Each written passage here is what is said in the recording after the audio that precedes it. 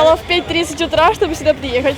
Анастасия Кузьма в Москве гостит у тети. Как узнала о первом забеге «Удмуртская миля», сразу подала заявку. Я, конечно, согласилась, потому что я очень люблю бегать. Мне бежалось очень в кайф. Около сотни человек вышли на старт 1 или 3 километров. Бежали спортсмены по дорожкам Красной Пресни. Очень хорошо, мне понравилось, я бежала очень быстро. Разминка была в метро. Мы перепутали парки и бежали так в метро. В общем, поэтому, наверное, так быстро пробежали, да?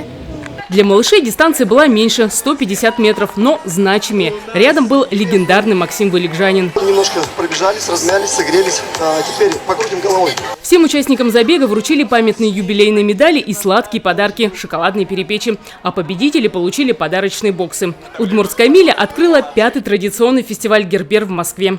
Уникально оно тем, что оно посвящено столетию Михаила Тимофеевича Калашникова, настоящего человека-легенды. Все результаты автоматически стали лучшими. Их можно только в следующем году улучшить. Поэтому сегодня поставлено более сотни рекордов. Как только закончился забег, в Москве начался ливень. Но для гостей в палатках проводили мастер-классы, пекли перепечи и табани, собирали и разбирали автомат Калашникова, ткали на станках. Заинтересовало особенно вот это качество, потому что это такая большая редкость в наше время. Вы об Удмуртии что-нибудь слышали раньше? Конечно.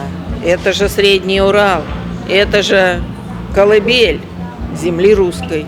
И Калашников, и Чайковский, все оттуда. Ребята все шикарные, совсем можно фотографироваться, куча интересных товаров, куча вкусной еды. Все очень вкусно, замечательно, и такой душевный народ. Я в восторге полном.